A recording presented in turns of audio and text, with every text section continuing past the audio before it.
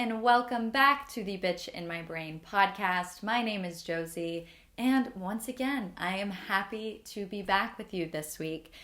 If you listened to last week's episode, you know that I have been on a little bit of a emotional roller coaster the last 2 weeks. So this weekend, I really took the time to take care of myself. I took the time to meditate. I cleaned up my meditation room. I got a new yoga mat, so had to do all my, woo-woo rituals. I saged the shit out of everything, and then I have a special cloth I wash it with, and then I got my incense going, and then I pull a card. I mean, it's this whole ordeal.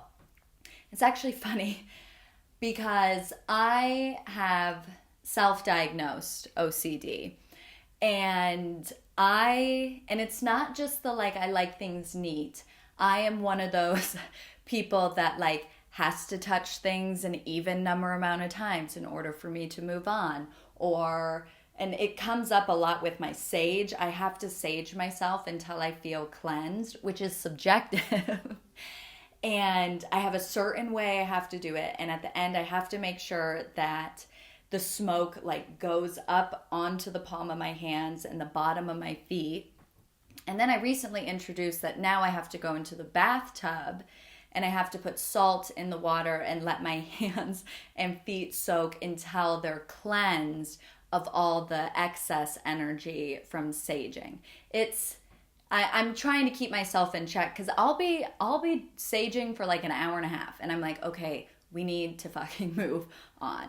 So I brought some awareness to that, but yeah, overall, I really took some time to take care of myself and implement self-care I pushed you guys to. And it's kind of funny because I got a DM from someone who had listened to the episode, and she reached out and she was like, I want to implement self-care into my life, but I feel so selfish doing it. And the moment I read that word selfish, I was like, oh, this is this week's podcast episode. So today I am going to tell you how I am one of the most selfish people that you will meet, and why I love it about myself, as well as why I think you should embrace being the most selfish version of yourself as well.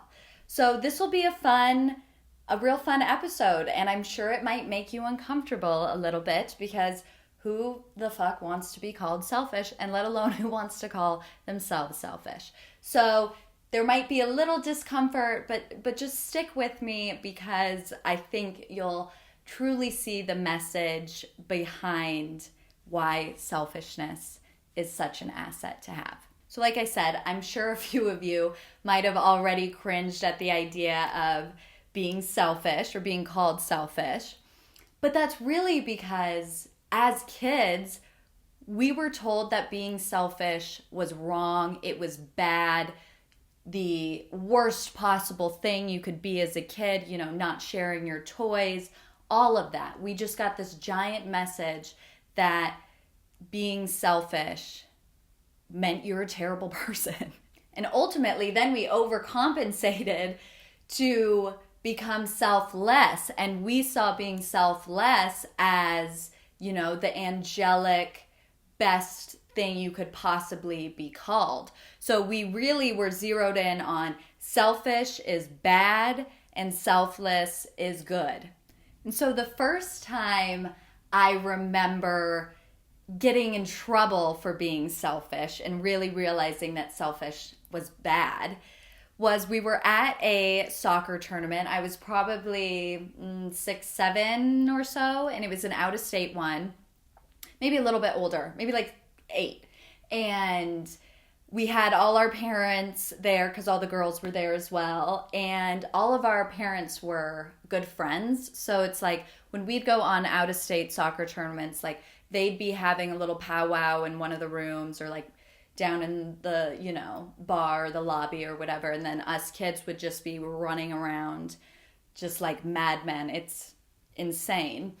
But that tournament, my mom had gotten a big bag of chocolate candy and had it in our hotel room. And I am a little sugar chocolate addict, especially at that age. And so that was like I had found the golden treasure of my life at that time, of this hotel room. It was the best thing that could have ever happened to me in that moment, were those bags of chocolate. And I even, sorted them into different chocolate types, and I lined them up. There was like 12 Snickers, 12 Hershey's chocolate bars, 12 Reese's, all organized. It was like my work of art. And my friend came in and she was like, "Hey Josie, do you think I can have a piece of chocolate?" And I looked her square in the face and I was like, "Absolutely not. Nope. No, nope, this is my candy. You will not have a piece of my candy, no." And that didn't sit well, obviously. And so she began to cry and she left the room. And, I felt bad, but I also was like, she didn't get a piece of my candy, so, I'm still good. Well, then, I want to say like 5 minutes passed, and I get news from a little birdie, and a little birdie was like one of the other girls on the soccer team who saw that this girl had told her mom, so her mom was coming up the elevator. I mean, I had scouts, and I knew that I was going to get in trouble, so I tried to hide in the bathtub. It didn't work because she knew I was in there. And so I got a little lecture of like, "Josie Woods, and she was obviously, fun, and it wasn't like scary or anything, but she was like, "Josie Woods, you give her a piece of candy right now," and I'm like crying because I'm like, getting in trouble, and when you're young, the moment you get in trouble, you start to cry. But I also had to give up a piece of candy. It was like mayhem. And I remember thinking to myself, and this is probably when it got like really ingrained, is, when I'm selfish, consequences happen, bad things happen. So I need to make sure that I'm never selfish again, and I never keep all the candy bars to myself. It was a rule at that point. So then I began overcompensating and became selfless. So when it came to like doing certain activities, I was just always go with the flow, even if it was something that made me, uncomfortable. Or I would say, yes to absolutely everything, even if it was, a huge inconvenience. And it really is what turned me in and created this, full-blown people pleaser, which I'm sure, you guys are familiar with as well. We've got a lot of people pleasers on this planet. So that's why this episode, I'm excited. It's a good one. So just like we make selfish bad, we make selfless good. And being selfless feels really good as well. And it can feel really rewarding at times as well. However, the more that we say yes to things, the more that we people please, the more the resentment builds. We start to become more angry or frustrated because we feel as though people aren't considering, our needs or what we want to do. So then we start to, we get angry at them, we get resentful, and that's when you start being like, "Fuck you." And I have the exact example I want to use because this one I know for a fact when, my resentment officially kicked in. So in college, like I said on the last video episode, I had a lot of jobs. One of them was managing Airbnbs. And so this guy that I worked with in Boulder, he had an Airbnb in Boulder, and then he had an Airbnb in Longmont. And it was Christmas Eve, I believe, and he had a last minute booking.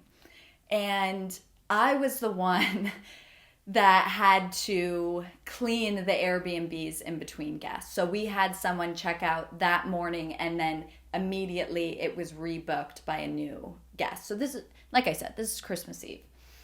And so, I get the text of like, hey, I need this place to be cleaned. These next people are coming at, 12 o'clock or whenever. And I remember being so upset that I was asked to do this on Christmas Eve because, I'm with my family, and who wants to work, drive all the way up to Longmont and work on, Christmas Eve. But I was too much of a little people pleaser that I didn't want to say, no, I can't go. Unfortunately, I can't go up tonight. I'm spending time with, my family. So instead, and thank God for my mom, because she kind of talked me off a cliff, but she picked me up and we went up and ended up cleaning the Airbnb and getting it all ready and, making sure it was good to go so the guests could go in. And the entire time I bitched about how unfair it was that I had to go up and do it. And, I'm like, he doesn't care about what, my schedule's like, da-da-da-da-da. I mean, it's just, I was just bitching. You know what? In a way, I'm kind of still bitching now. So clearly I have a little bit of leftover resentment. But that really shows how our people-pleasing can actually sabotage us. And although we're trying to make ourselves and others feel good by saying yes, we're actually, screwing ourselves over and making ourselves angry and bitter about a situation that we did have a say in. I had a say in it. It was in my court on whether or not I was available, but, I wanted to be selfless. I wanted to be the one that was, and in a way, a little bit of a hero, even if I was like the bitterest hero that ever lived, But that's really, what I'm saying is our people-pleasing, our selflessness can sabotage us and keep us from getting where we want to go or what we want to do. And what I could have really used in that situation was a healthy dose of selfishness. Because ultimately, selfishness allows you to fill your cup first. It's kind of like that oxygen mask analogy where, on a plane, when the oxygen masks drop, you want to put yours on first before, helping others. So it's that same thing. It's like selfishness allows us to fill our cup and make ourselves and our needs met so that we can drop our people-pleasing ways and do what makes us essentially feel good.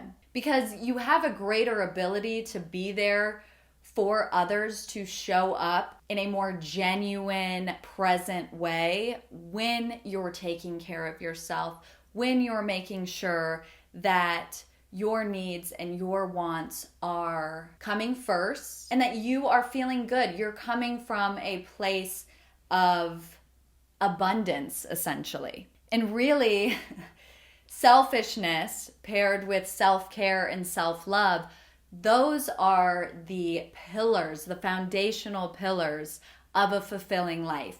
When you're able to be selfish with your needs and your priorities, you're able to take care of yourself. So there's that self-care, aspect of it, as well as self-love, because being selfish, making yourself a priority, and taking care of yourself, self-care, is self-love.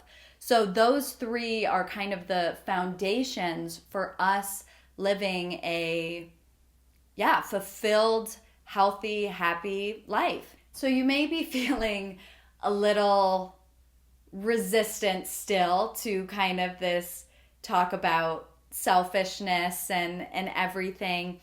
And I get that it can be triggering because the idea of putting yourself first feels wrong, because I'm sure you've looked at other people and gone, why aren't they if they're being selfish, why aren't they considering my needs as much as I consider theirs?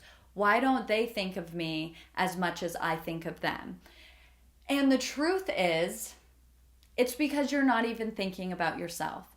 So how can you really expect others to put you first if you're not putting yourself first? It's kind of one of those things where it's like you have to take accountability for your action as well as your inaction. So there's you have a valid point in the sense of you want someone to care for you in the same way. But you got to be that example, because if people look at you and they might think she's go with the flow, she doesn't give a shit, we'll just do whatever we want to do. Josie's cool with everything, or whoever is cool with anything we do. And then you get upset. Well, I'm not going to say it's your own fault, but there's aspects of it that were in your control that you pretty much let go of. So that's why it is so important to really embrace selfishness and start putting, yourself first. So I'm going to share a little bit about how I have come to truly embrace being selfish, being a selfish little brat. I'm totally, as you can tell by my voice and my demeanor, I am cool as a cucumber when it comes to being called selfish, because I see so many benefits in selfish behavior. Obviously, I see, negative aspects of being selfish. There are definitely times where, you could say it's inappropriate to be selfish, but it kind of removes that charge when someone else is being selfish. So it kind of puts you back into like your own lane, essentially. And that's really, I didn't really even realize this putting that together, but that's really what selfishness is staying in your own, frickin' lane. So as I talk about selfishness, if you begin to kind of feel, when you put yourself into maybe my shoes, or you come up with, some of your own examples, if you start to feel a little guilty about feeling selfish, or being selfish rather, use that guilt as an indicator you're on the right track. Because ultimately, that guilt is a signal that you're putting yourself first. You're putting your needs first. So as weird as it is, if you're feeling guilty, baby, that's good. We want that. But when I first did this exercise, I was really resistant, because this was right at the beginning of my life coaching journey. So this was kind of a fairly new concept for me. And, I was in the team, be nice to everyone, do things for everyone, people pleasing, conflict avoiding, don't rock the boat, all of those things. So the idea of embracing selfishness and seeing it as a good thing, made me want to vomit just as much as you might be wanting to vomit right now. And so an example I like to use, and this actually happened to me this weekend. So this just shows that, even now I'm still using kind of these concepts and reframes and exercises and all of that jazz. So something that's really triggering to me is when people butt in line, or cut in line. Butt sounds so like elementary school. Hey, you butt me. But whatever, you get what I'm saying. It like irritates me. And we were in the In-N-Out drive-through. And if you're from Colorado, the In-N-Outs, they're new. They're, all the rage. So there's one that's efficient. The other one is not, but, they're working on it. But there are these two lanes, and the second lane wasn't open, so for the drive-through. But there was a long line of other cars in the first lane. And this motherfucker in like a Camry, and there's no hate on anyone's cars, but just a total idiot. I'm sorry. Look at me getting all riled up again. He was like a teenage boy, so it was even more irritating. But he like swoops in and just gets in the second lane and cuts everyone off. And we had been in line for a little bit, so this was already, incredibly irritating. And there were, you could tell people in the other cars, there were some horns going off and whatnot. But I remember thinking to myself and being so upset of just like, God, like what a selfish guy. Like, how selfish do you have to be to, cut in line? And I'm dogging on this guy. I'm grilling him. And I caught myself and I was like, oh my God, I cut in line 3 months ago at a concert. I cut a huge chunk of the line to meet up with friends. And there were people that had been waiting for hours. And so that's when it immediately clicked. And I was like, fuck, I'm selfish too. That was incredibly selfish of me to just walk my ass right to the front of the line, because my friends were up there. And so the moment that kind of clicked, I was like, oh shit, in a way, I'm being kind of hypocritical because I'm saying, how dare this guy be selfish and cut these people when I, did pretty much the same exact thing a few months ago, and it doesn't matter the timeline. I did the exact act that he did. So the selfish behavior that he exuded, I also exude. So that was a way that I could really, come to terms like, oh, I'm selfish. And so let's give a little grace. And I was able to, calm down from the dumbass in a Camry. But all was well. We got our food. It tasted delicious. That's what really matters. But that's just an idea of how, we all have the capabilities to be selfish people. And those are qualities that we can come to, embrace, and they're assets. And if you're watching on video, I have a poster that says, what you see in others exists within you. And that's exactly kind of the premise around that. So if you see someone being selfish, that also exists within you. It may show up in a different way.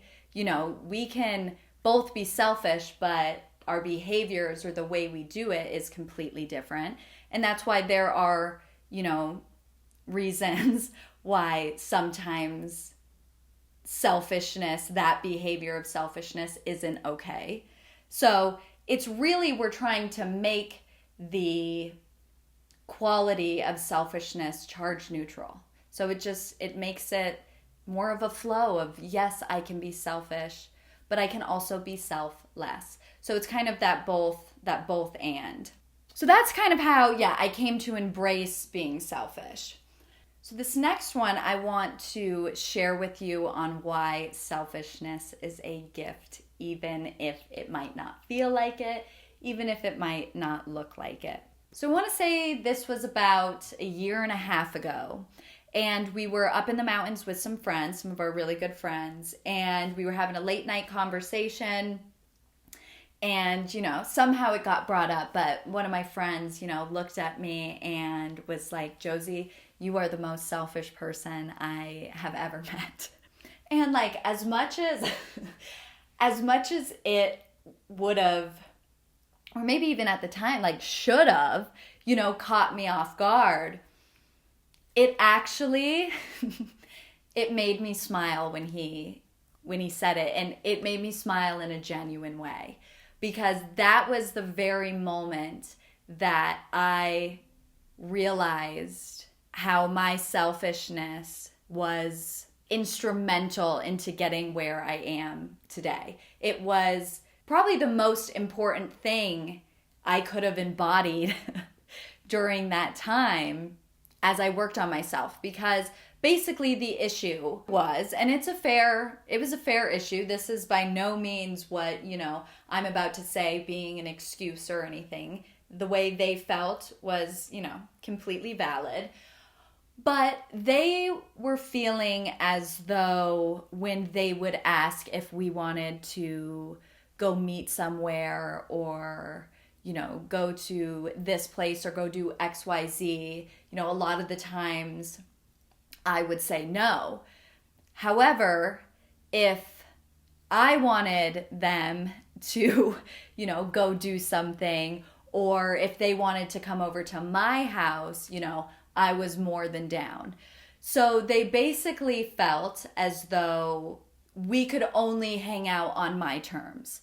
And I can totally see how that can look like that felt like that, because there were, plenty of times where like, hey, do you want to go out to, this restaurant and then we can go to this place after, or, whatever, we can go grab a drink here, da da da da da.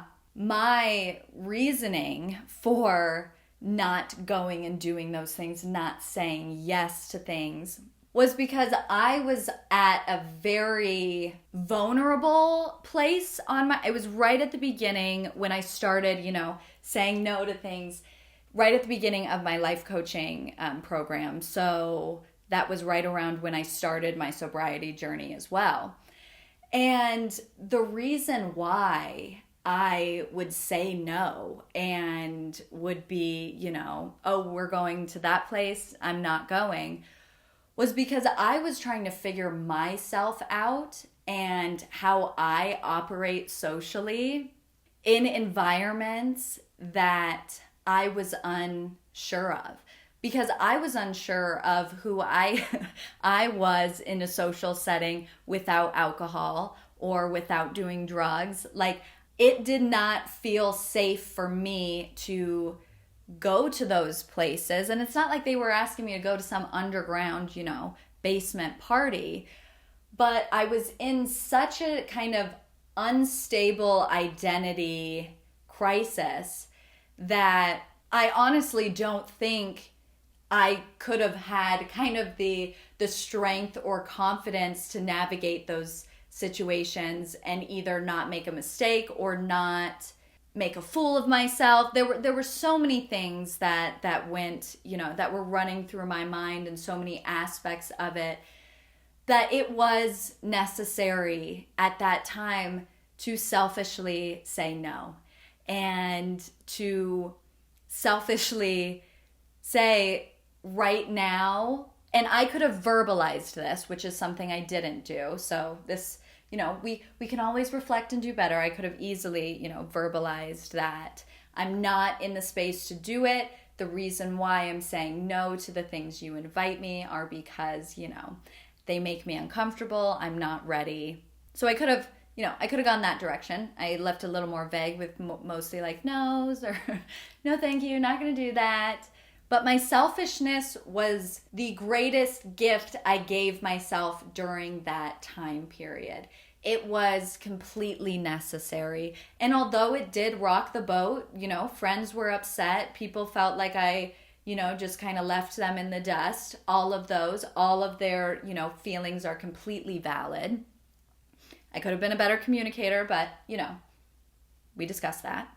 But I don't think if I wasn't selfish and really rooted myself in there, I would be at such a strong, confident place now where I'm fully confident in my ability to navigate social interactions and to participate in activities that used to, make me uncomfortable or would make me nervous.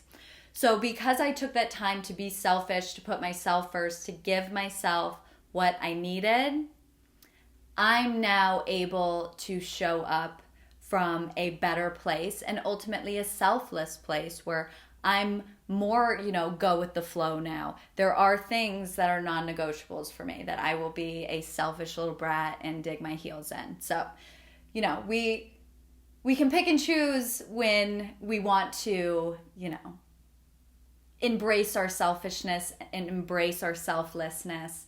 Like I said earlier, it's a both and really that's what, I want to show you, is that there's a gift in all of these qualities. We're the ones that put, the good or bad spin on them. And the more time we take to really embrace all aspects of ourselves, we can then create the lives that we want. We can become the people that we want because we're acting in service of ourselves. We're acting in service of our best selves.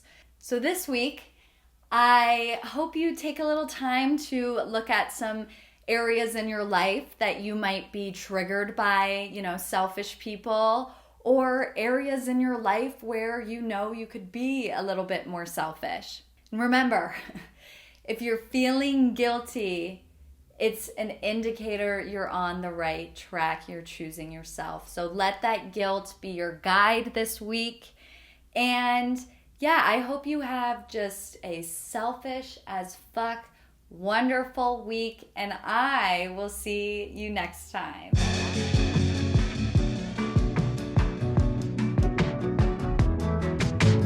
Thank you so much for joining me today. I hope this episode spoke to you, and I can't wait to continue to share so much more. If you're feeling called, please subscribe and leave a review so together we can reach even more women who deserve to live their best life.